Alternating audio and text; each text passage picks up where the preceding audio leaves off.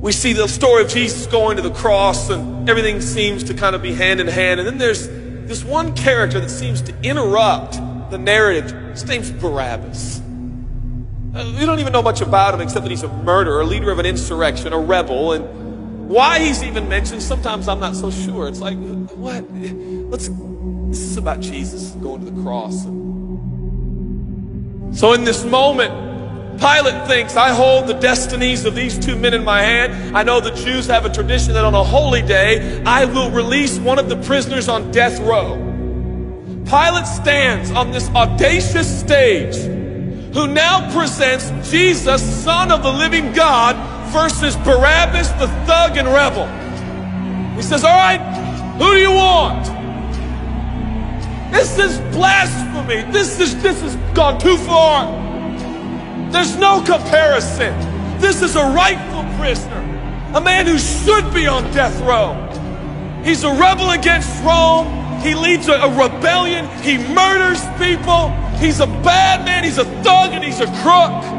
He deserves the chains and he deserves the crucifixion. Jesus?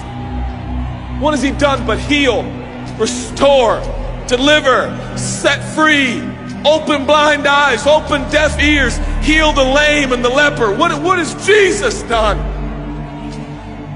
Who do you want? We want Barrabas. Yeah, give us Barrabas.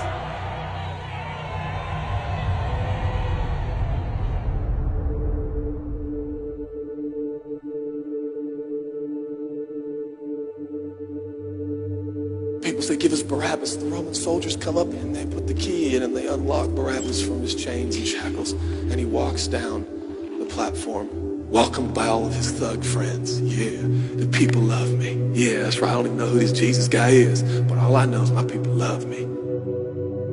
There seems to be no conscience in Barrabas. There's no record of him turning to Jesus and saying, I owe you everything now, for you have set me free. No, I don't see any of that in Barrabas. And God knew that. Jesus stood there, silent, for he knew the will of the Father. He said, it's fine, Father. Let him have Barabbas. For Jesus knew that the Father would have to treat Jesus like Barabbas so he could treat Barabbas like Jesus. Barabbas thought it was the people that set him free. No, no, no, no.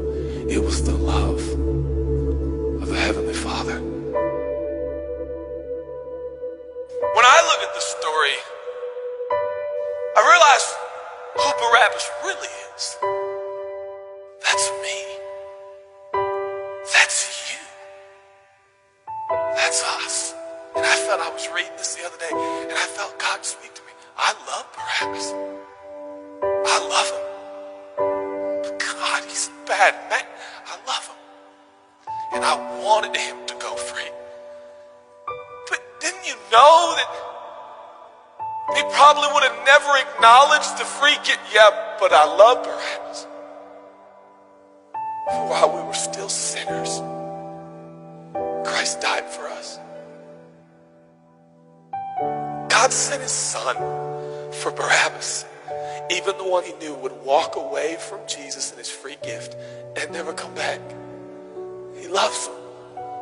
And the nerve, the gall, and the audacity of believers to think, I got saved by grace, but now that I'm in this deep, dark place of bondage, I better work hard to get myself out.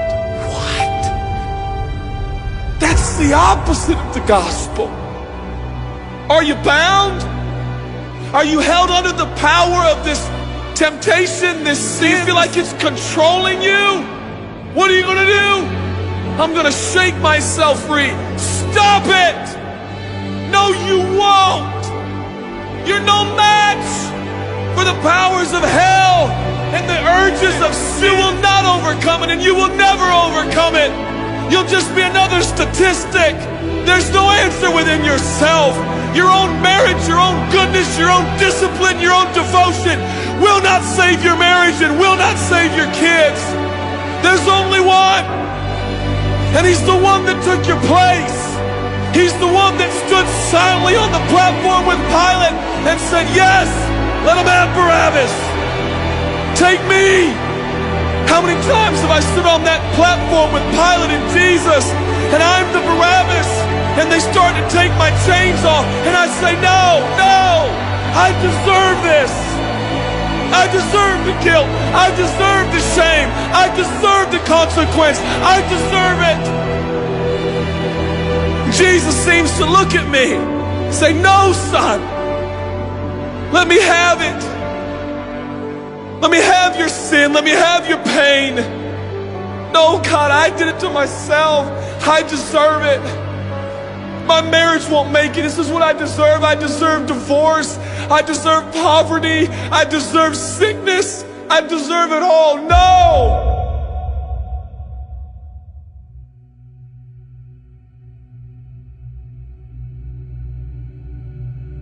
God, I'm so ashamed. Give me your shame.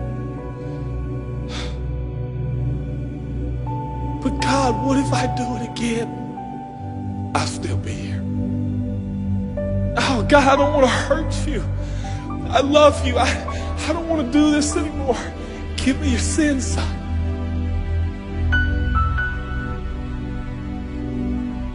This is all we got. It's all I got. It's all you got. We can play games. We can play church games. We can pretend like some people are better than others and that's why they're blessed, or we can all come to the honest conclusion that it's God. And it's God alone. The greatest challenge is not your discipline, your devotion, your focus. Your greatest challenge is believing the gospel. Could it be that there's a God with a love so scandalous, so wide, so deep, so vast, so high, so expansive, so welcoming, so inclusive? Let me have your sin, son. Okay. When I give him my sin, I stand in this empty space of forgiveness and acceptance while Jesus walks off to the cross that I deserve. I see him walking to the post to be whipped. As I stand a free man, all the attention is turned now. And I feel the love of God saying, go son, live your life. I'll pay the price. Where did we get off? Thinking that we were gonna set ourselves free. It's still Jesus. It'll always be Jesus. It'll never stop being the power of Jesus. If his blood is sufficient for your salvation, his blood is sufficient to sustain you through every challenge and every sin and every temptation. Jesus is enough.